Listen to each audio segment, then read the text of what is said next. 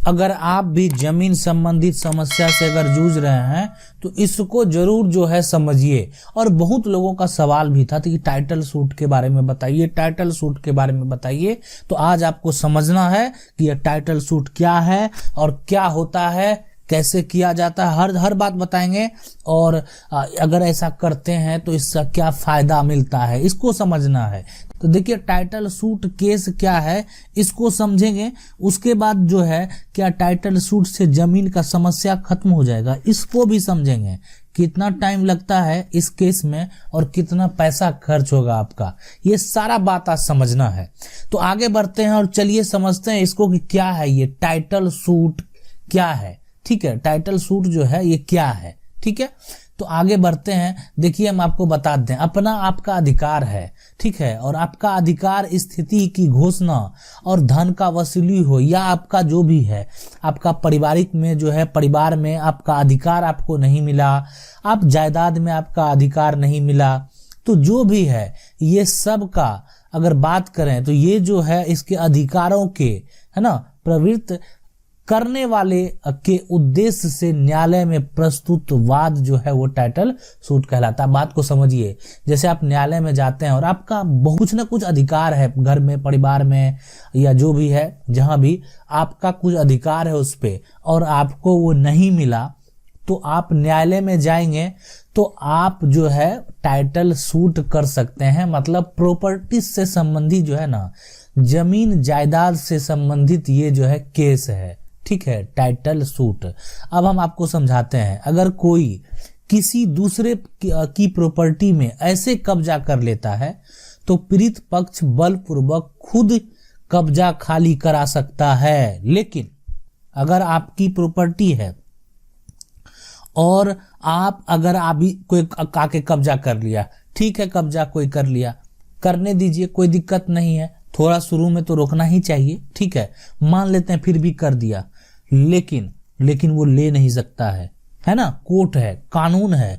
हालांकि इसके लिए जरूरी है कि आप प्रॉपर्टी के मालिक हो और वह आपके नाम हो, यानी प्रॉपर्टी का टाइटल आपके पास हो। बात को समझिए, अगर इसमें है ना, अगर कोई आपका जमीन इतना दूर मान लेते हैं कब्जा कर लिया, घर क्यों ना बना लिया, घर भी टूटता है, कोर्ट के ऑर्डर के बाद कुछ ना रुकता है, हर चीज टूटता है। इस बात को समझिए।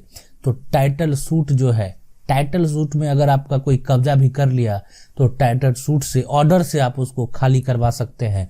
आपको भी पावर मिलेगा, प्रशासन को भी पावर मिलता है उस सूट से, यानी उसका जो निर्णय होता है अगर आपके पक्ष में हो गया तो आपको भी पावर मिलेगा, ग्राम पंचायत को भी पावर मिलेगा, सीओ को भी पावर मिलेगा, उसके बाद जो है जो थाना प्रभारी है उसको भी पावर मिलेगा। मतलब अभी फिलहाल ऐसे नहीं है कि कोई पब्लिक का गया और कुछ भी तोड़ दिया, लेकिन कोर्ट के न्यायालय के द्वारा जब ऑर्डर मिल जाता है ना तो पूरा पावर में आ जाता है। उसके बाद रुकने का बात नहीं होता है, प्रशासन रुकता नहीं है, सीधा जो है उसको तोड़ने का काम करता है। तो इसीलिए आप इसको समझिए कि ये आपका अधिकार है।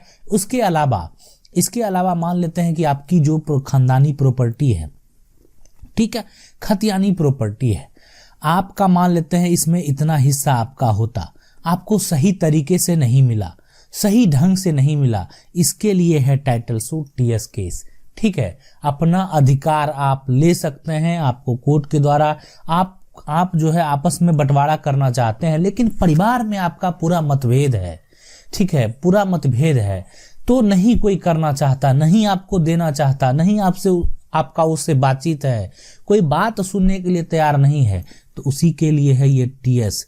कोई दिक्कत नहीं होता है, ऐसा कुछ नहीं है कि आप कोर्ट, ऐसा कुछ नहीं है, आसानी से आप उसको ले सकते हैं, कोई झमेला नहीं है, आपका हक कोई नहीं ले सकता है। उसके लिए कभी माइंड में डिप्रेशन नहीं लाइए, अपना टेंशन ना बढ़ाइए, बस बात को समझिए कि उसके लिए कोर्ट है और कोर्ट में आप ये अपना अधिकार जो है जाके ले सकते हैं।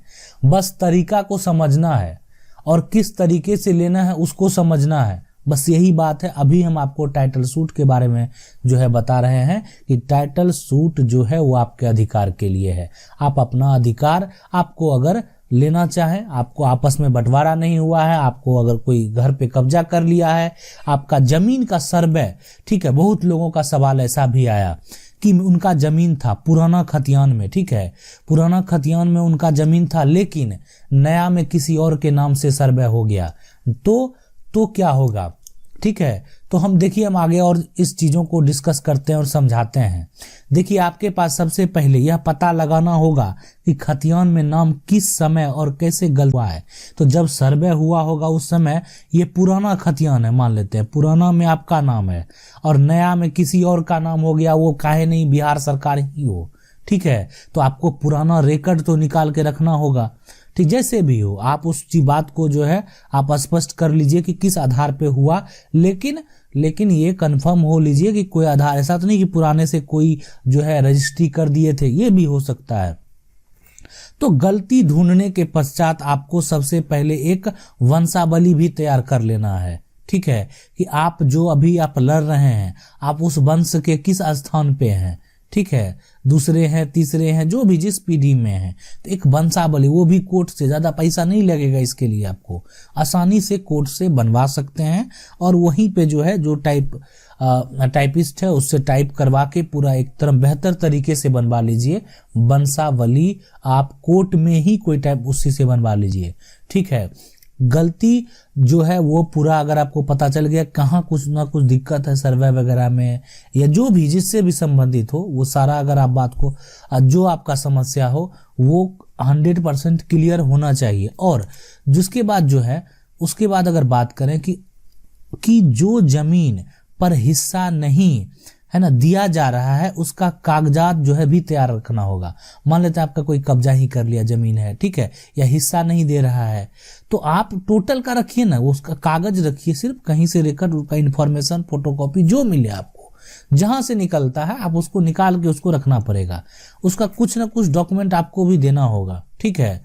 कागजात में आप कहिएगा कि मेरे पास नहीं, हम कहाँ से निकालें, तो खतियान आप निकाल सकते हैं, आप जो है खतियान निकाल सकते हैं, कोई किसी का खतियान जाके रिकॉर्ड दे के नंबर दे के निकाल सकता है, तो खतियान निकाल सकते हैं, कहीं कोई दिक्कत नहीं है।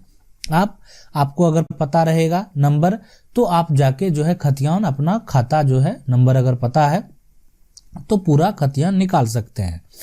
कागजात में आपको केवाला, खतियान, रसीद काफी जरूरी है। आपका अगर केवाला जमीन है वो आपको नहीं मिल रहा है, आपका जो है खतियानी जमीन है वो नहीं मिल रहा है, तो ये सारा जो कागजात है के बिना जो एक तरह से जो केस होता है ना, मुकदमा मजबूत नहीं होता है। आप स्ट्रांग हैं। अब देखिए, सबसे पहले बहुत केस में ऐसा क्या होता है कि मान लेते हैं ये पुराना आपका जमीन था, दूसरे के नाम से सर्वे हो गया, इसको जाता है नोटिस कोर्ट के द्वारा। अब इसके पास कोई प्रूफ ऐसा नहीं होता है कि ये जमीन मेरे नाम से कैसे हुआ, तो मतलब एक ही होता है कि सर्वे हो गया, गलती से हो गया, तो कोई साक्ष्य होने के चलते केस जो है ज्यादा दिन तक नहीं चलता है, इजिली वो आपके नाम पे हो जाएगा, ठीक है। तो बस इसको समझना है आपको, बस आप ही के लिए तो रास्ता है, आपके लिए ही बनाया हुआ ये रास्ता है।